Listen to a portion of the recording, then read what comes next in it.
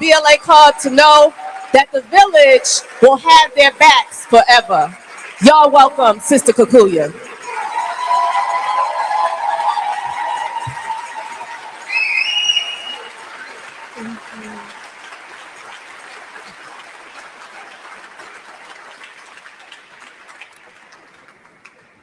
I want to thank you all for coming here tonight to be with my family. Thank you so much for bringing with you your love and your prayers and your appreciation for the beauty that my mother brought to this world during her 78 years of life.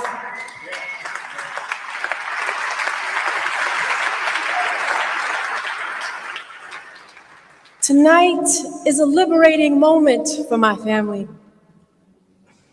After more than 50 years of isolation and 50 years of quietly counteracting the mainstream narrative amongst ourselves, this is a liberating moment that allows my family to affirm the truth of who my mother was,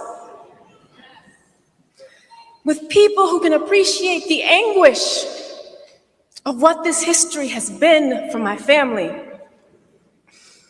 and the beauty of what my mother was fighting for. Tonight, I want those who loved my mother to find some gentle solace in this bittersweet moment.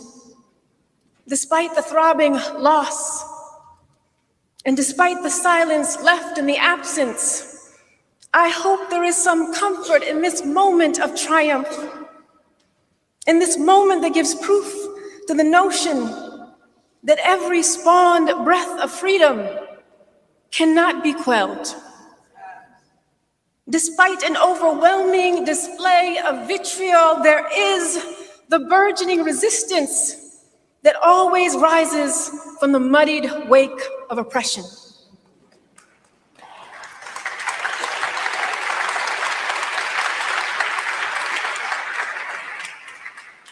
The fact that my mother did not die in chains,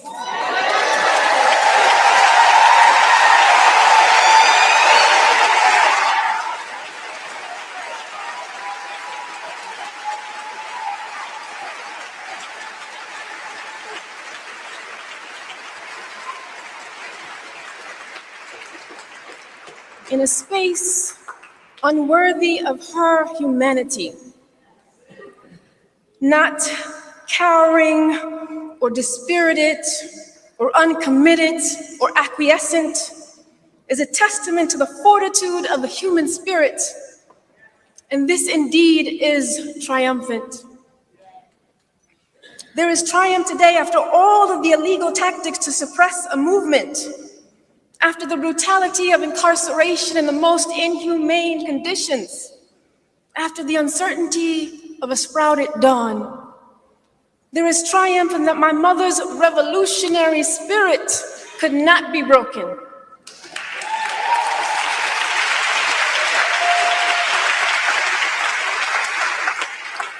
And neither could the spirit of her comrades, and neither could the spirit of the people who recognized her virtue and stood with her in solidarity. You are here today as evidence that the river spirit of the people cannot be dredged and flows onward from our ancestors who have died, fulfilling their duty to sway us closer to freedom. I want to give thanks to all of the people who kept my mother free.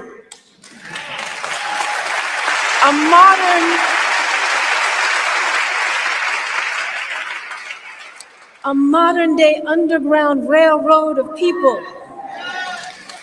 that cherished her and ensured her safety. Words cannot express my infinite gratitude for your selfless act of love and for your sacrifice. And although we are gathered here tonight in the wake of my mother's passing, I want to assure you that this story is not etched in a lifeless past. It is alive in all of you who are present here today.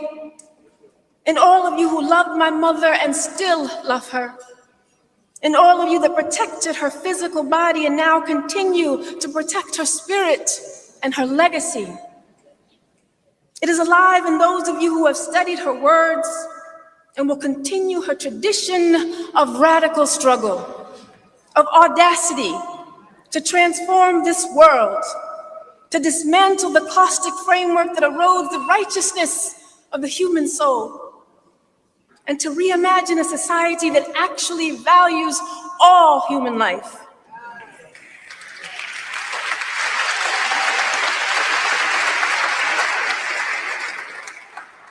As glaringly basic as that sounds, yet so elusive in this capitalist, imperialist country that we live in, a society structured to foster the well-being of each sacred human soul. That is what my mother fought to create. And so we, as oppressed people, cannot be told who our heroes and our sheroes are. We cannot be silenced by those who refuse to give voice to our pain, or by those who are complicit in the devaluation of our lives. We cannot be silenced by those who believe that the greatness of America should be built on our heartache, on our removal, on our containment, or on our exploitation. Our heroes can only be those who resist and strive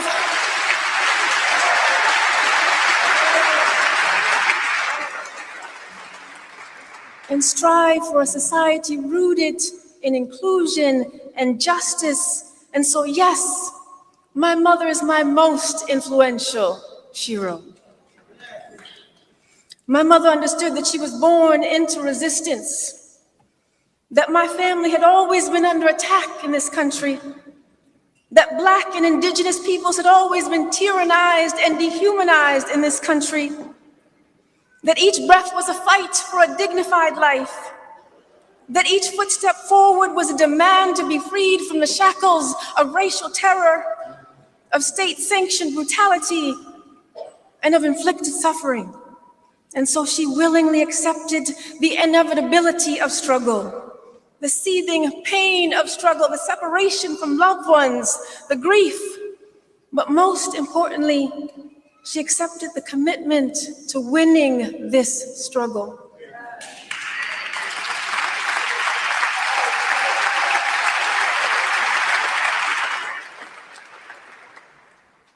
For all of you who are here today, who might not have met my mother, I want you to know that my mother loved humanity, the velvet bloom of this earth, the sanctity of nature and of all human life. And so she loved the burgeoning possibility of struggle, of growing a kind world, of tilling the dream of liberation for Black people and all subjugated peoples. And so she loved to be principled, committed until death, as a comrade, as a sister, as a friend, as a freedom fighter. And she loved being a woman revolutionary, steeped in the strength that gave me life, barreling through the stony walls of a United States prison. She loved being my mom. So, Mommy, on this day, I hope that you are coiled in the rapture of love that buckles the walls of this room.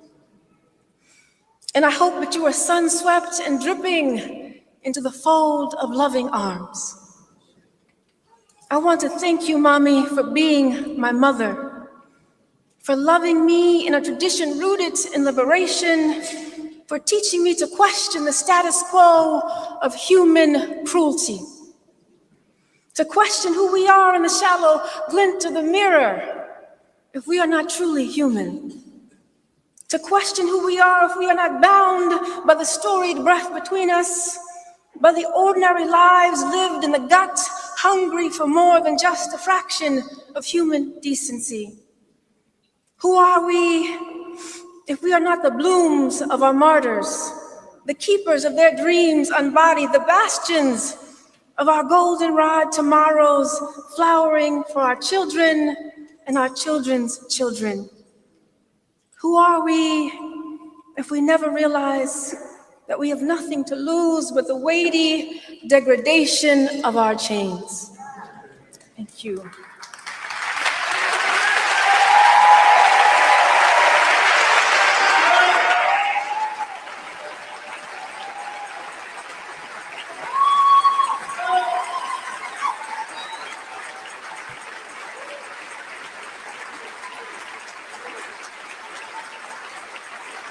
And so for you, Mommy, I have this poem. I'm going to release these words into the universe, and then I won't take up any more time.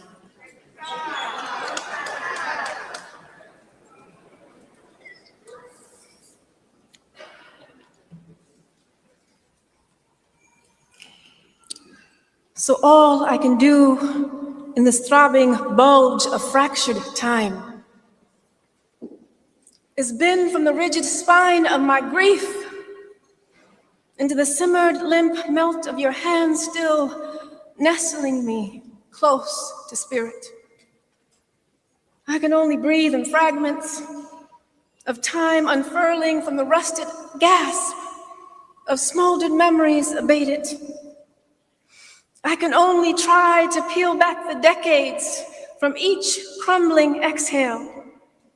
Shake out the dust spurs and the yearning steeped in the mucky angst of my lungs, cough up the cud of screams that I've swallowed over and again in the stiff wooden choke of my throat, so this pain wouldn't die here in the stagnant lull without meaning. Today I can only bend away from the languid drift of the silk horizon between us, away from our vapid pining and our pinpricked moments splintered into shrapnel. Bend into the needle touch of longing left to bristle feverishly at my side. Keep the memory of you alive in the stinging quench of my thirsting pores, where I can still yearn for the downy kiss that nudges beneath the rigid cloak of death. And I can still bend into the muffled quake of your last gaping breath, sheared and sprawled into the stainless, into the azure black, into the carbon round, into the anvil stretched rough-hewn prayer that I've carved into the infinite invocation of these sun-splayed words, I hope.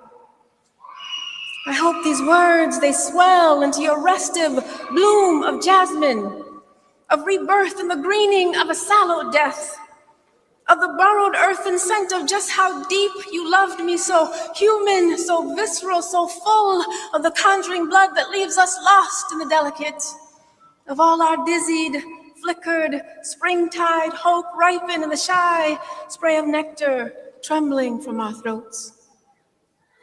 Let me sing for you a lullaby that star-gazed and dusted in the glint of my cloudless tears. Let me sound the gutted death wail of empty-handed daughters, still nuzzling the breathy steam of their mother's love on the slick wet pool of their palms. Let me weep a moon-reaped melody of holy night that knows no perch of day without your sparrow song swooping through it. And where ours is a boneless, liquid light-dripped love, where there's no beginning and no end to the ruffled shores of our melted touch. So we just spill into the nectar round of each other's arms, sticking to the human and the bitter-sweet. How could they dream your flame could choke, sputter breathless in the iron rage of bullets? How could they flay the sovereign touch from your feasted bones and leave just the raw peach flesh of hope to bleed, a sherry dusk holding vigil inside your shackled prayer?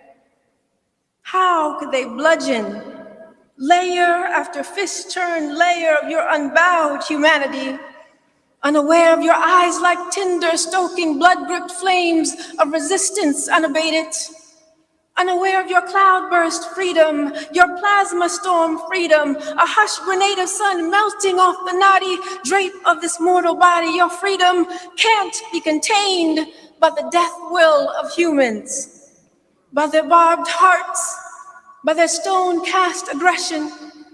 Your freedom holds you in the runny yoke of day, in the fearless rush of a liberated night, bursting from the blue benison of neutron stars. Your freedom sings soprano C notes dancing in the nether mist, your people's chorus.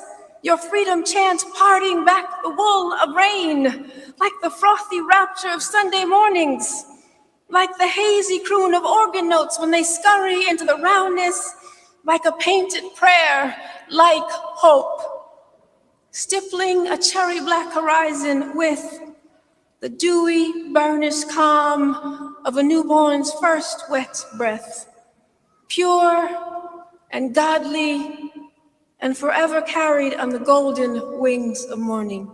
I love you, Mommy.